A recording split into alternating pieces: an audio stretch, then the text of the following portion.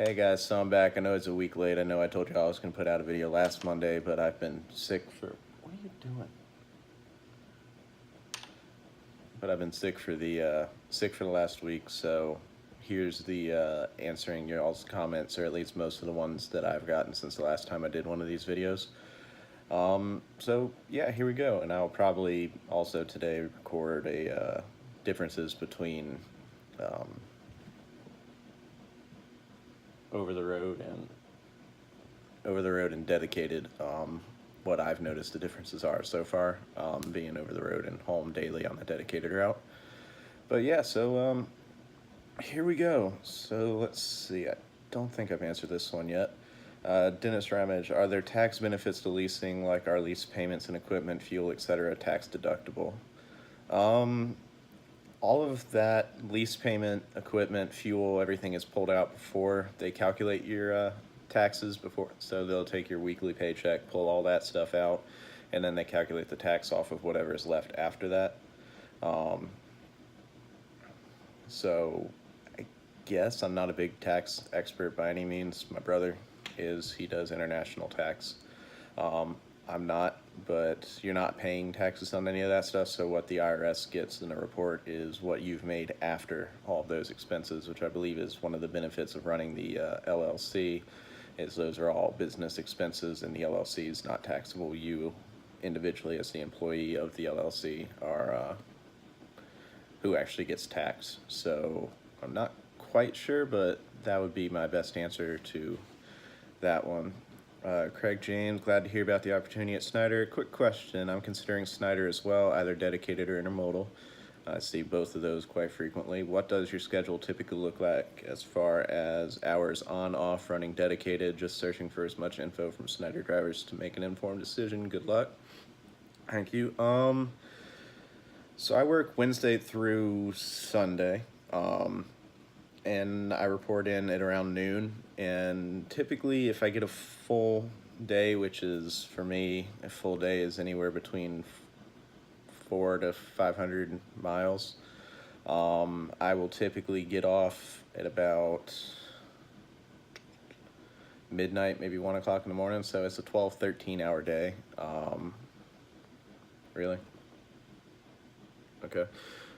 Nico's gonna join. So it's a 12-13 hour day. I do have days where I'll have maybe 1 or 2 runs instead of my usual 3, where I'll get home at 8 o'clock at night, 9 o'clock, 10, just depending on how they do the runs. I only run to 3 locations. I start and end in Atlanta, and then I go to a plant in Lanett, Alabama, and a plant in Cottonton, Alabama, and I only shuttle stuff between them, so it's basically just become, I know exactly where I'm going, how long it takes to get from Atlanta to plant A and plant B, so all that. So typically I'll get off, I'm off Monday and Tuesday, so I'm off usually well over 50 hours instead of a 34-hour. This cat, he's been shaved, that's why he looks funny. Instead of a 34-hour break. Nico, I'm trying to do a video here, buddy. You don't care. So instead of 34-hour break, and then I'm usually off at least 10 or 12 hours between when I report to work. At least 10. Legally, I have to. But so no, it's less hours than I was working over the road. Over the road, I'd do 14 hours a day, and I'd have to take a 34-hour break. Nico, I'm making a video, buddy. If you keep doing that, you're gonna have to get down. And as y'all can see, I still don't edit my videos. They're still pretty much uncut, so you get all this randomness in there. But yeah, so I work the same shift every day, and it's a 12, 13. Occasionally, if there's traffic, it might be a full 14-hour day. When I first started, before I got used to the route, it was a 14-hour day most days, and now I can get it knocked out in 11, 12, 13 hours. So not bad. Not bad at all. Brandon Balderas. Oh, yeah. I can't do the Kool-Aid Man, but I remember responding back to that one, saying it reminded me of the old Kool-Aid commercials where the Kool-Aid Man came busting through the wall. K-Mac, did you say you went to Lanett, Alabama every day? Yes, I do. Hey, Cameron, thanks for the video. I was wondering if you could expand on the topic of training, especially when one comes to Snyder with a CDL. they were my first choice in Chicago, but that changed once I realized that only one of the 3 training weeks is actually on the road with a trainer. Many seem to claim that Snyder's training is the best, but I never hear any details on it. 1 week driving with a trainer on the road can't touch 8 weeks I will get at Crete. Unlike Prime, the trainer sits beside me while I drive the entire 8 weeks. I have thought about Prime, but I can do better than team training. I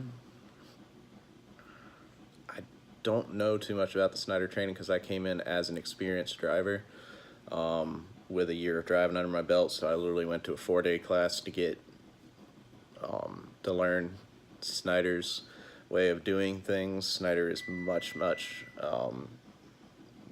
stricter about safety and all that kind of stuff, which I found because if you get more than 3 critical events, which is following distance or something like that, in a 30-day period, you have to go back for an extra day of training to make sure that you will behave in the future. So I've been back to that training and have not gotten another critical event since. I'm looking at probably in the next 4 or 5 months trying to become a trainer. I won't be doing over the road obviously, but they do some training in 19 minutes. They do some training in day cab trucks, so I'm looking at actually becoming a trainer. So at that point, yes, somebody would be sitting next to you the whole time, but I'm not overly familiar with Snyder's training. If you have to come in and actually go out with a trainer, I'm not super familiar with that part of it because I didn't have to go through it. So I'm not sure. Sorry I couldn't answer your question a little more detailed. Maybe once if I actually do successfully get into the program and become a trainer, I'll be able to put a little more detail into that. Forest Wells, I did it in 6 weeks on the TNT, so somebody said they did knock Prime's TNT portion out in 6 weeks, which seems to be about average. Me and my wife, Forest Wells, again, me and my wife team drive with Prime. Do you know about Snyder's $40,000 sign-on and the Jet Set dedicated thing where they fly you home for home time? I've seen the advertisements for the $40,000 sign-on bonus and all that stuff. I know the Jet Set trucking is literally they fly you out to wherever they need you at, and you pick up a truck at that operating center, driving around for whatever amount of time they're going to, and then they put you back on a plane and fly you home. If I remember correctly, that the days that you're flying do not count as part of your home time. They count as days worked. So the flying back and forth, since they could be flying you from, in my case, if I had done it, it would have been Georgia to somewhere like California or Oregon or Washington State, which takes up a good chunk of your day. That day would not count as a home time day. And the $40,000 sign-on bonus, I think they're going to do like most other companies where they pay it out over a period of time. They don't give it to you all at once. You have to stay for X amount of weeks or months or whatever, and they pay it to you in chunks over those in your paycheck. And I believe the $40,000, which wouldn't be a problem for you because you said you and your wife drive team, is only 4 teams, so it'd be like $20,000 each. But again, I didn't get a sign-on bonus when I came over. But yeah, I'm pretty sure that's, from what I've heard and talked to people about, that's how that works. But not positive. Again, I'm sure there are some other Snyder drivers out there making videos that would be able to give you a much more detailed answer because they probably have experienced that themselves. Gino Riza, I hope I said your name right. It's nice to hear someone talk about trucking without cussing every other word. Thanks for the video. It's my pleasure. Yeah, I try not to cuss a lot, at least in the videos. Can't necessarily say the same thing when I'm sitting in Atlanta traffic dealing with all the less than genius drivers that are in Atlanta. And well, every major city, but Atlanta definitely has more than its fair share of idiotic drivers that have no concept of how to be safe around a truck. So yeah, if I were to post some of the dash cam videos, which I may post one at the end of this video of, I have a GoPro mounted over my shoulder, because I drive a day cab and we have windows back behind us, so I can actually look out the back of the truck, hooking up to trailers and stuff. It's so friggin' simple. It's so nice. And I can actually blindside the truck as well as I can sight side the truck, because once you get it past a certain angle, you just look out the back window and it's like you're looking out your driver's side window down the side of the trailer, which makes tight parking spots, dropping trailers very, very easy, because you don't have to try to spin around and go back or back all the way down. You just go down and blindside back it in there. But yeah, thank you for enjoying the video. Joshua, I'm gonna murder your last name if I try to say it, so I'm gonna call you Joshua D. I'm looking into the exact same path. Do you feel like you are offered as many miles as you can handle? Or I guess, were you offered as many miles as you could handle when I was with Prime? And do you think the dispatchers play favorites with the company guys? I definitely was offered as many miles as I wanted.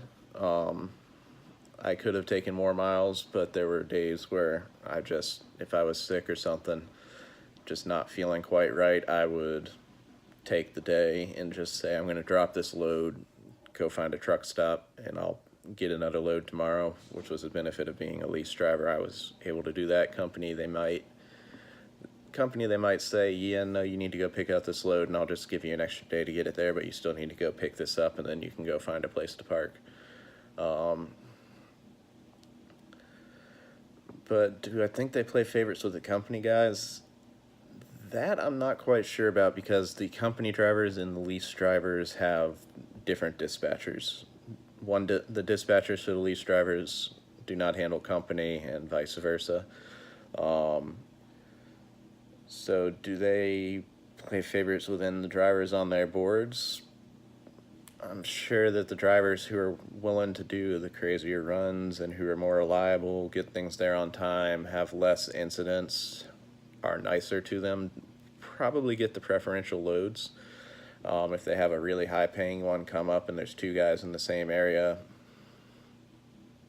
I'd like to believe that they're just whoever gets empty first gets it, but if one guy is a jerk to the dispatcher or is always coming up with excuses or is always late or something like that and the other one isn't, the higher paying load is going to make that dispatcher more money, so they probably want to give it to the driver that's going to be bringing them in more money, and leading to happier customers that actually want you to come back again. On the company side, I didn't experience the company dispatchers. The only time I rode in a company truck was for my 14 days of PSD with Prime, and I never spoke to the dispatcher during that.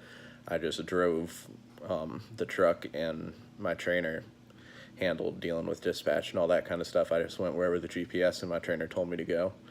So I don't quite know. Being company with Snyder, I run dedicated.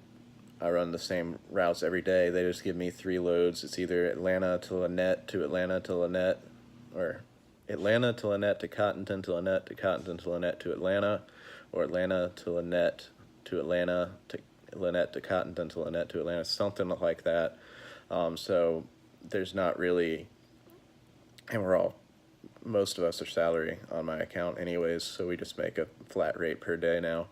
So it's not really, they're not playing favorites with miles or anything. It's you come in, here's your loads, ta-da, and you already know exactly what your loads are when you start the day. You know exactly what you're going to do, so you can actually say, okay, cool, I'm going to be home at 12:30 tonight if everything goes well. But yeah, no, and the dispatch with Snyder is a little bit different too, from what I've heard, but again, I haven't experienced true regular Snyder dispatch. Joshua, again, whoa, WTF, why is the pay so low? You're doing exactly what I was thinking about doing, and everyone is quoting payments so much higher than 30K. Oh, and then again, oh, so you made 30K in 6 to 7 months. Man, that's what I'm making in a year. Your video scared me because I thought this was for an entire year. I misunderstood. I think others here misunderstood as well. Oh, that's Prime flatbed lease income versus expenses. Yes, so in 6 or 7 months, I made about 30K before taxes. And yeah, that was 6 or 7 months. That wasn't the full year. Sorry about that. I thought I mentioned that in the video that I had said. I thought I said year to date. I may not have. I don't know. That was a long video that was rather uncomfortable to make, going through my um, and telling everybody exactly what I was making. Not going to make another one of those. Sorry, folks who were looking for that. I make roughly the same now as what I was making over the road. But I'm not going to go through another breakdown of my paycheck now. Just that was an uncomfortable video. Make that video stay up. I know it's extremely helpful to people, so it's not going to come down, but I'm not going to put another one up like it. But yeah, no, I mean, it's, if you're willing to run like crazy, you can make a lot of money leasing. If you're willing to run as a team leasing, you can make crazy money as a lease driver. But yeah, and then Stuart Thompson, do they do a credit check to lease? With Prime, no, because Prime actually owns the truck. They're not leasing it through an outside company. You're paying to rent the truck from Prime. I call it more of a rental than a lease, but technically it's a lease, but it never goes on your credit. You never get credit for having leased that truck. It doesn't affect your credit at all. So no, they do not do a credit check to lease with Prime. Federal highway use tax, Thomas Carroll Jr., just one more government money grab. Yes, it is. They will take your money no matter what. That's what they're there for. Smoke. This time lapse is my Utah is so cool. New to your channel. I plan on going to Prime soon. This is why I'm planning to get into trucking. Great video. Thank you. I'm glad somebody enjoyed the time lapse videos. What to expect with truck showers, smoke as well. Those look nice. That last one with the tub was the best. Can't wait to get out there. The truck stop showers are a lot nicer than people assume they're going to be. And that one that was in Little America, Wyoming, and it's the Little America AmsBest. I think it's the only truck stop in Little America, Wyoming, because I also think it might be pretty much the only thing in Little America, Wyoming. There's not a heck of a lot out there. Beautiful area, but not much out there. But that truck stop is absolutely amazing. I'd always driven by the signs, everything advertising it, and thought they can't really be that nice. And I was doing my Winchester, Virginia to Portland, Oregon run, which was by far my longest solo run, also my highest paying run. And that's about where I was going to run out of hours. So I said, hey, what the heck, I'm going to find out, and walked in there and was just like, wow, this is nice. But yeah, big money. When a student is in the driver's seat, the trainer shouldn't be asleep. These companies shouldn't have their trainers and students team driving. I know a lot of companies train this way. I just don't think it's the right way to train a new driver.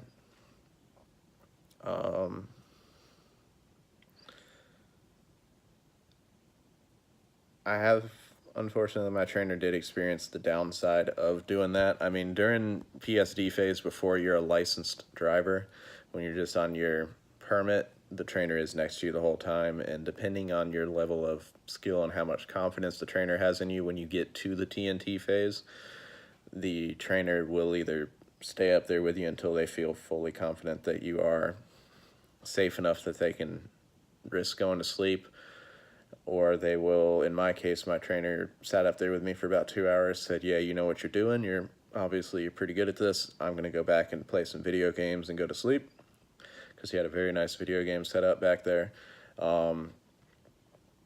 But yeah, it's probably not necessarily the safest way to do it, but it seems to work. Unfortunately, my trainer did have a student right before he left Prime that fell asleep while driving in, I believe it was either Utah or Oregon, at night, drifted off the road, overcorrected, and almost flipped the truck, did total the truck.